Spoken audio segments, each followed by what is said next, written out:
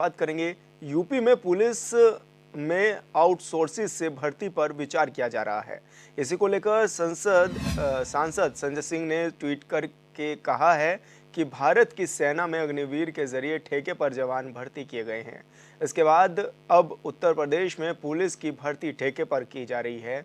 ये देश और उत्तर प्रदेश की सुरक्षा के साथ मजाक किया जा रहा है। उन्होंने कहा कि यूपी में इससे पहले पुलिस भर्ती पेपर लीक से 60 लाख बच्चों का भविष्य बर्बाद किया गया है। अभी इसकी जांच चल ही रही थी कि अब ठेके पर पुलिस की भर्ती होने वाली है।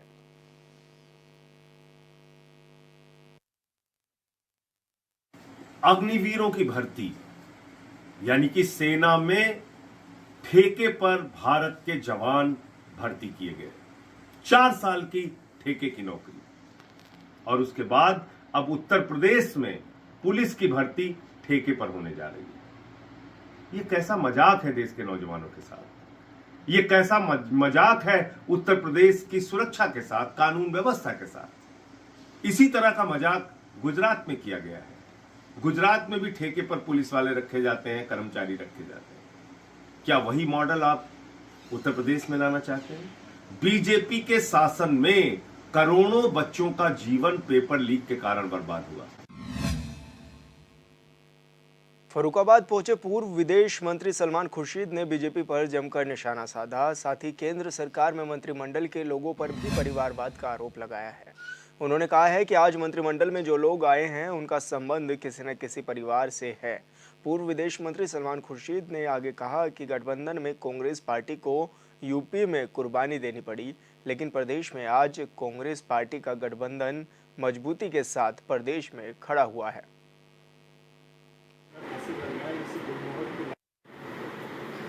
जो भी स्थिति रही उस स्थिति में उत्तर प्रदेश में मैं ये मानता हूँ कि हमने कोशिश ये की कि अगर थोड़ी कुर्बानी भी हमको देनी पड़े तो उत्तर प्रदेश में गठबंधन बनना अनिवार्य है, आवश्यक है। और इसलिए हम लोग सब ने, और जब आदमी बात करता है, किसी कुर्बानी की बात करता है या अंकुश लगाने की बात करता है, तो वो सिर्फ दूसरों पे नहीं होना चाहिए, अपने पे भी लगाना चाहिए। तो इसलिए उस गठबंधन का हमने स्वागत किया। गठबंधन में हमें जितनी सीटें मिली वो आपके सामने हैं और जितनी सीटें हमारे गठबंधन के साथी। ग्रेटर नोएडा में जेवर एयरपोर्ट के पहले फेज का काम 90% पूरा हो चुका है। साथ ही सरकार ने दूसरे चरण को डेवलप करने की प्रक्रिया भी शुरू कर दी है। एयरपोर्ट के पहले फेज की शुरुआत से 55,000 प्रत्यक्ष और 2.5 लाख अप्रत्यक्ष रूप से रोजगार मिलेगा। यमुना अथॉरिटी फिल्म सिटी के निर्माण को लेकर सभी तैयारियां भी पूरी कर ली गई हैं। वहीं 22 जून को फिल्म सिटी का निर्माण करने वाली कंपनी को जमीन पर कब्जा दिया जाएगा। जमीन पर कब्जा मिलने के बाद फिल्म सिटी के शिलान्यास का कार्यक्रम भी संभावित है। पहले चरण में फिल्म सिटी के 230 एकड़ में काम शुरू होगा, जिसमें 3,500 करोड़ का खर्च होगा।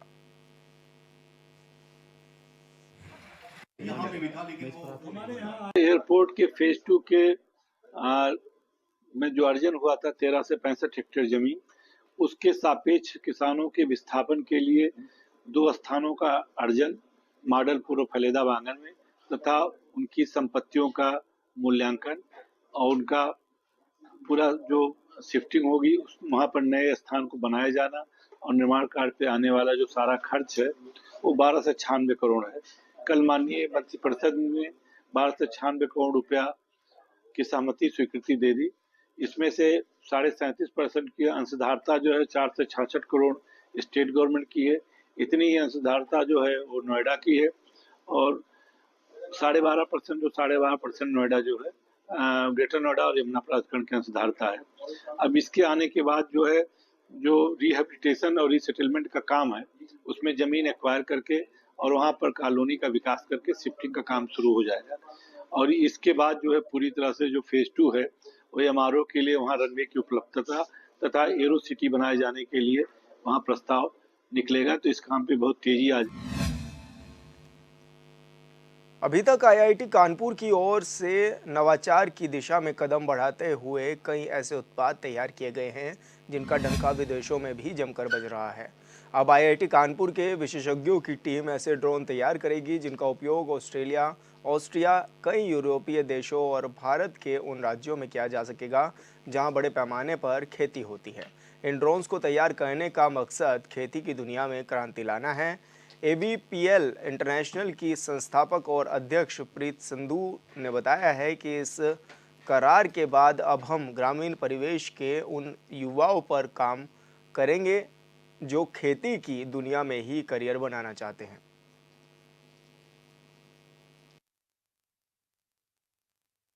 हेलो, मेरा नाम डॉक्टर केतन राजावत है और मैं department of electrical engineering IIT Kanpur में काम करता हूँ। मेरे शोध का विषय ड्रोन और कम्युनिकेशन रिलेटेड टेक्नोलॉजीज़ है और मुझे बताते हुए खुशी हो रही है कि आज हमने AVPL इंटरनेशनल के साथ एक MOU साइन किया है, जिसके अंतर्गत हम एग्रीकल्चर रिलेटेड ड्रोन टेक्नोलॉजीज़ में काम करेंगे। जैसा कि आप जानते हैं, IIT कानपुर के पास ड्रोन टेक का इकोसिस्टम है, जिसका लाभ AVPL उठा सकती है और देश के सर्वांगीण विकास में मदद कर सकती है। हाय, मेरा नाम प्रीत संधू है and I am founder of AVPL international. आज हम टेक्नोपार्क में हैं एंड आज हमने जो MOU साइन किया है, with the help of that MOU, since हम रूरल यूथ के ऊपर काम कर रहे हैं, उनको एंटरप्रेन्योर बना रहे हैं। हम चाहते हैं कि रूरल यूथ अपने ही एरिया में रह करके वहीं पे कमाए और वहीं पे वो अपना क्वालिटी लाइफ बिताए। सो उस चीज़ के लिए हमने advancement of technology, advancement of drone solutions के ऊपर काम करने के लिए MOU साइन किया है। With the help of this MOU I think we are going to achieve this vision. और ये हमारा जो ड्रोन बनने वाला है, ये सिर्फ हिंदुस्तान में नहीं, हम पूरे वर्ल्ड में बेचने वाले हैं और उन कंट्रीज़ में बेचेंगे जहाँ पे ह्यूज लैंड बैंक है और मैन पावर का बहुत दिक्कत है। और हमारा ड्रोन पायलट और हमारा ड्रोन वहाँ पे जाके सर्विस देगा और देश का नाम रोशन करेगा। कन्नौज में बिजली कटौती पर शिकंजा कसने में नाकाम बिजली विभाग ने अब कटियाबाजों के खिलाफ एक्शन शुरू कर दिया है। खासकर विशेष समुदाय को टारगेट कर बिजली विभाग ने ये छापेमारी शुरू की है। इसको लेकर समुदाय ने बिजली विभाग पर पक्षपात करने का भी आरोप लगाया है। दरअसल छबराऊ मऊ तहसील क्षेत्र के बड़तिया मोहल्ले में बिजली विभाग की विजिलेंस टीम ने छापा मारा है। इस दौरान मुस्लिम बहुल्य मोहल्ले में रहने वाले लोगों ने छापेमारी की कार्रवाई को राजनीतिक और एक तरफा कार्रवाई ठहराया है।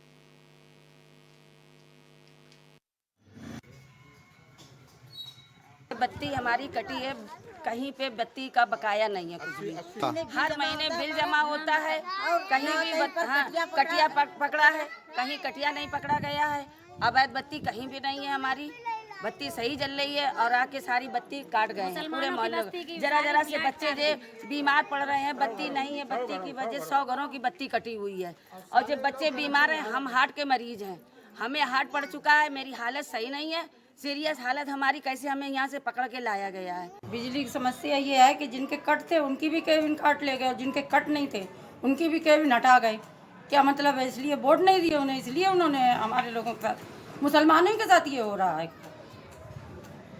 और मोहल्लों की तो कटी नहीं है, हमारे ही मोहल्ले कट गई, खाली सारी केबलें पूरे मोहल्ले काट गए। इतनी गर्मी हो रही है और नई केबिन है और कोई बिल भी नहीं बाकी हमारा। हमारी बत्ती काट दी गई है, अंधेरा पड़ा, हम लोग परेशान है बत्ती में। अब कोई हमारे पास कोई बिल बकाया नहीं, कुछ नहीं, कोई अट नहीं, कट नहीं, कुछ नहीं। अब बत्ती काट दी, हम लोग परेशान है, भटकते भी नहीं। मीटर लगे हुए कितने के लिए आए थे? सब कुछ है मगर परेशान ना है, पूरे 100 घरों की काट के हम लोग इतना पानी को तरस गए, बत्ती तरस गए, परेशान फिर कहाँ भटकते फिरे। आमतौर पर सफाई कर्मियों को सड़क से कूड़ा हटाते तो देखा जाता है, लेकिन महाराजगंज के आनंद नगर पंचायत में वेतन न मिलने से नाराज सफाई कर्मियों ने सड़क पर कूड़ा फैला दिया है। सफाई कर्मियों का कहना है कि उन्हें 6 महीने से वेतन नहीं मिला है। इस संबंध में नगर पंचायत अध्यक्ष और अधिशासी अधिकारी के बीच खींचतान की भी खबरें सामने आती रही हैं, जिसके चलते सफाई कर्मियों के वेतन का भुगतान नहीं हो पाया है। हालांकि इस संबंध में जिले के आला अधिकारी चुप्पी साधे हुए हैं।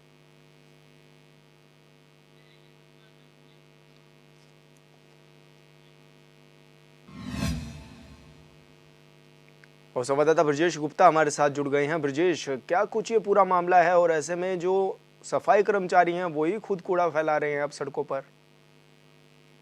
बता दें कि नगर पंचायत ये फरिंदा है जहां पे जो सफाई कर्मी है वो आज सुबह से ही जो कूड़ा होता है वो लोग जो है रोड पे फैलाना शुरू कर दिए।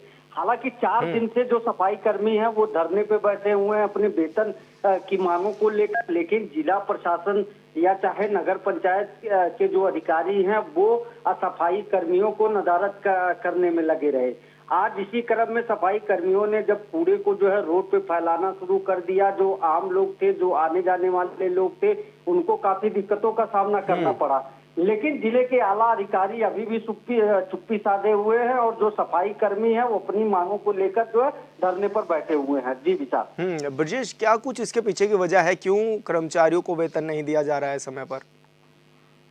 विशाल, आपको बता दे जो नगर पंचायत फरिंदा है वो काफी जो है काफी बॉर्डर क्षेत्र से सटा हुआ है। हालांकि सफाई कर्मी जो काम कर रहे हैं उनकी मांगे जायज हैं, वो अपने वेतन की मांगे कर रहे हैं, लेकिन अधिकारी जो हैं, जो ईओ हैं, उनको आश्वासन देना चाहिए कि गवर्नमेंट की तरफ से अभी पैसा नहीं आया है या चुनाव था उसके लिए पैसा नहीं आ पाया है, जैसे ही पैसा आएगा दे दिया जाएगा।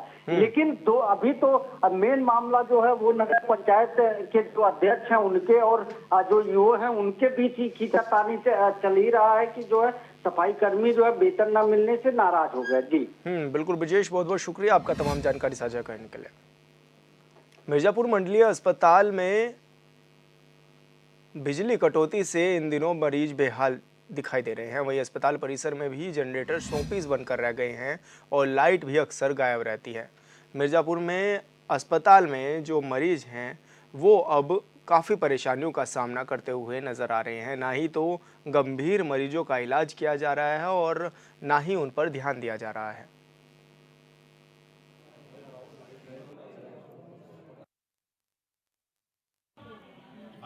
एक्सीडेंट हो गया। अच्छा, तो अभी यहाँ पर लाइट आ रहा है, पंखा नहीं, कुछ ना दिक्कत है, लाइट है। कब से लाइट कटा है? ओगी मोगी कर रहे हैं कि पूरे गांव में 24 घंटा लाइन दे रहे हैं। जब मुख्यालय पर लाइन नहीं दे रहे हैं, अस्पताल में लाइन नहीं दे रहे हैं। 5 घंटा लाइन कटी थी रात में कल। हाँ, अच्छा, आज भी कटी है, बरकरार मौके पर देख लीजिए। तो जनरेटर नहीं चल रहा है? कुछ नहीं, कोई जनरेटर है ही नहीं रहा। तेल कौन देगा? जनरेटर चला के कर्मचारी तेल जलाएंगे।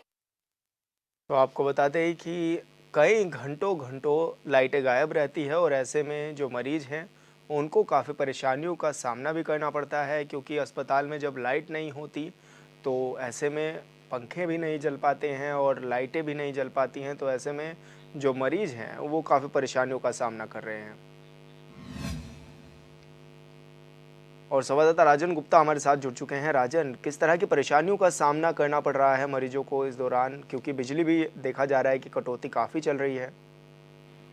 जी विशाल, बता दें कि मिर्जापुर का मंडलीय चिकित्सालय है और यहाँ पर गर्मी भी भीषण पड़ रही है। इस बीच जब लाइट चली जाती है तो यहाँ पे जो जनरेटर लगा हुआ है वो भी नहीं चलाया जा रहा है, जिससे यहाँ भर्ती मरीजों को तो परेशानी हो ही रही है। जो परिजन है उन्हें भी काफी परेशानी उठानी पड़ रही है। विशाल, तो ऐसे में प्रशासन क्यों इस ओर ध्यान नहीं दे रहा है? जनरेटर क्यों नहीं चलाए जा रहे हैं? इसके पीछे की क्या कुछ वजह बताई जा रही है? जी विशाल, बता दें कि अभी जो अस्पताल प्रशासन है, सीएमओ है, उनसे वार्ता हुई है। उन्होंने कहा कि कुछ जनरेटर में खराबी थी जिसके वजह से जनरेटर नहीं चलाया गया है और इसे शीघ्र ही दुरुस्त करा के उसे चलाया जाएगा। परंतु बड़ा सवाल यही है कि जब रात में भी जनरेटर नहीं चला था और 5-5 घंटे तक विद्युत कटौती से अस्पताल परिसर अंधेरे में पसरा हुआ था और मरीजों को परेशानी हो रही थी, उसके बावजूद भी सुबह से उसको सही नहीं कराया गया। विशाल, तो क्या अधिकारी इसकी सूद क्यों नहीं ले रहे हैं? क्या मरीज ऐसे ही परेशान होते रहेंगे अस्पतालों में? नहीं विशाल, बता दें कि अधिकारियों का कहना है कि इसे शीघ्र दुरुस्त करा के जो है चालू कराया जाएगा और मरीजों को हर संभव राहत पहुंचाई जाएगी। बिल्कुल राजन, बहुत बहुत शुक्रिया आपका तमाम जानकारी साझा करने के लिए। रायबरेली में नगरपालिका के नाले पर अवैध रूप से निर्माण किया जा रहा है, जिसका स्थानीय लोग विरोध कर रहे हैं। इसी क्रम में आज लोगों ने अवैध निर्माण रोके जाने की मांग को लेकर डीएम को शिकायती पत्र भी दिया और कार्रवाई किए जाने की मांग भी की।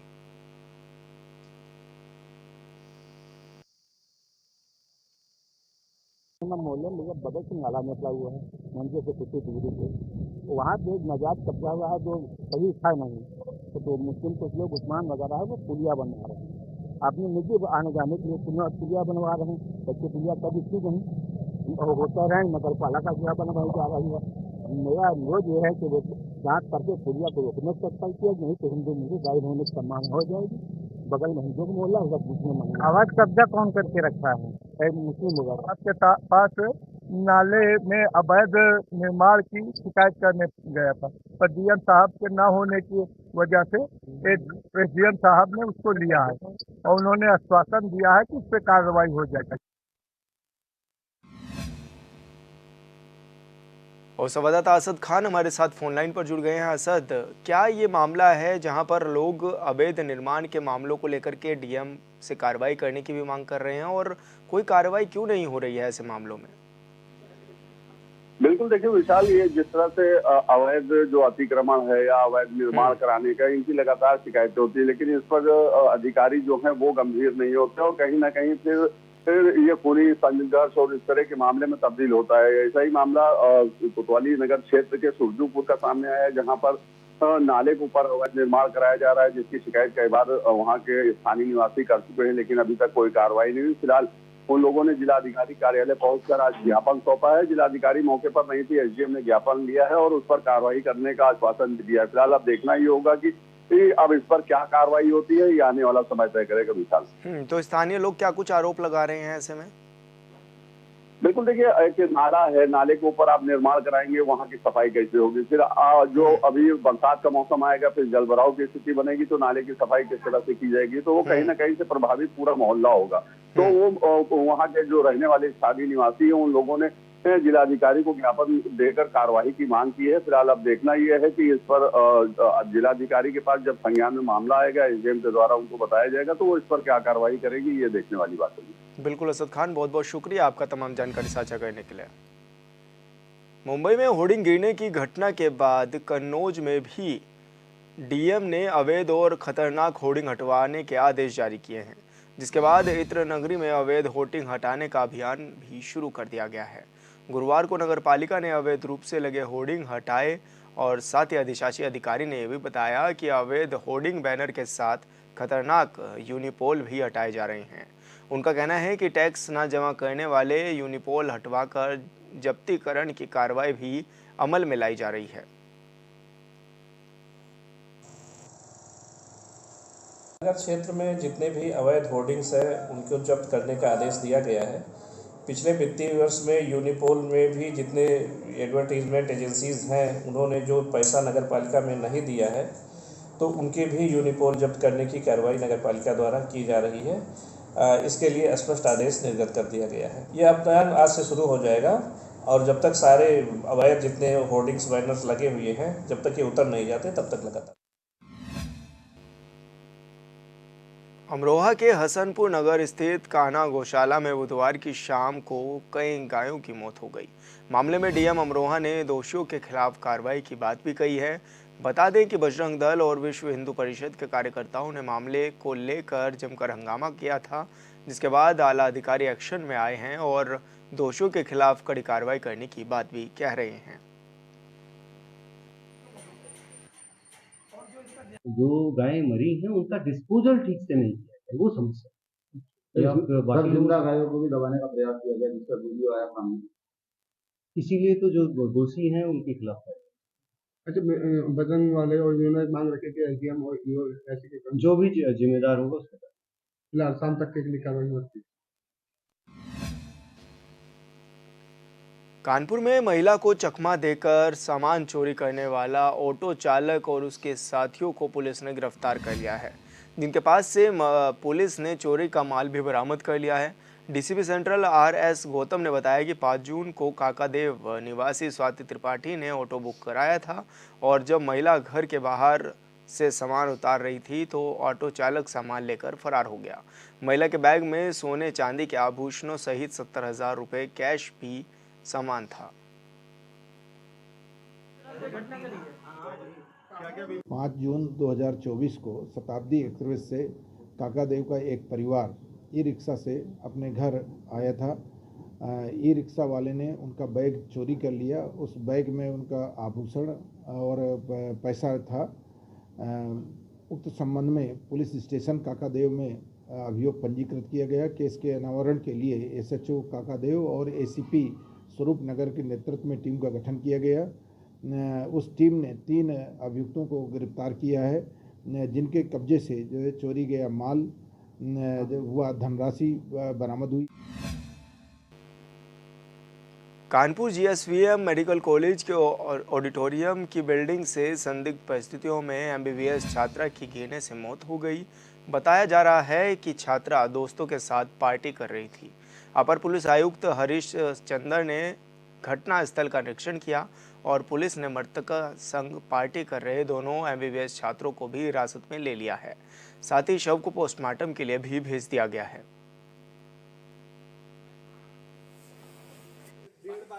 केमिस्ट्री लैब की छत के जो है ऊपर में 2 लड़के और एक लड़की जो है जो मेडिकल कॉलेज से पास आउट हो चुके थे और ये अब नौकरी भी करने लगे हैं।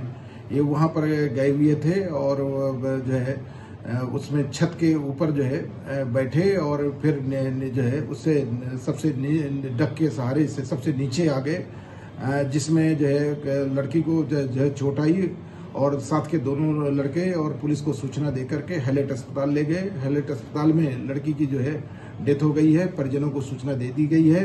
डेड बॉडी का जो है पंचनामा भर करके पोस्टमार्टम की कार्रवाई सुनिश्चित की। चिकित्सा महाविद्यालय में एक दुर्भाग्यपूर्ण घटना।